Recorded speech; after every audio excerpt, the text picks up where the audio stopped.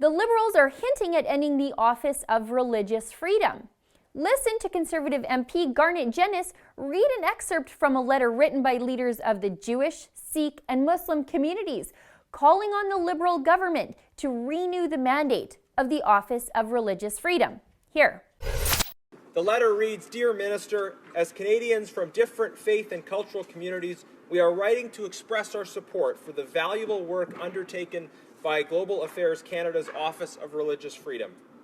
Today, hundreds of millions of people around the world are the target of threats, discrimination, state persecution, or violence every day, simply on the basis of their religion. The Office of Religious Freedom, under the capable stewardship of Ambassador Bennett, has proven an effective advocate in highlighting the issue of religious persecution, partnering with diaspora communities in Canada, and raising our country's profile as a world leader in human rights promotion on the international stage." But the Liberals are considering cutting this valuable office and ending its mandate in a time when religious persecution is exploding across the world. Stéphane Dion spokesperson John Babcock told LifeSite News this: "Global Affairs officials are currently reviewing options for Canadian leadership to enhance our efforts to champion peaceful pluralism, respect for diversity, and human rights, including freedom of religion or belief. But in reality, we know that persecution against Christians and other faith groups is seeing some of its highest levels.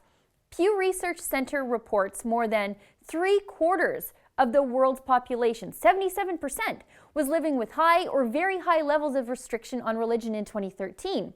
This was an increase from 68% in 2007. And Open Doors UK, a non-profit group that tracks religious persecution, says that in 2015, 7,000 Christians were killed because of their faith, more than 3,000 more than the year before. And these numbers don't include North Korea, Syria, and Iraq, where records don't exist. In terms of violence against Christians and their property, Nigeria and Central African Republic top the list. Children are being burned alive, crucified, and sold into sex slavery because of their faith in the Middle East and in North Africa. Women are being raped and stoned for apostasy. Men are being beheaded until the waters of the sea run red. If Canada won't fight the monsters doing this, shouldn't we advocate for these religious minorities? The Office of Religious Freedom costs Canada a mere $5 million per year.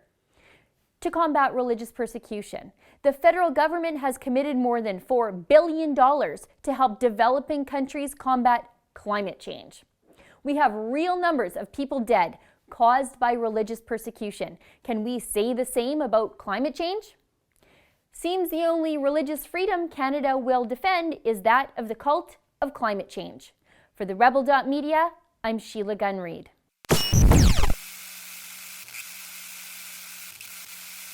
Thank you.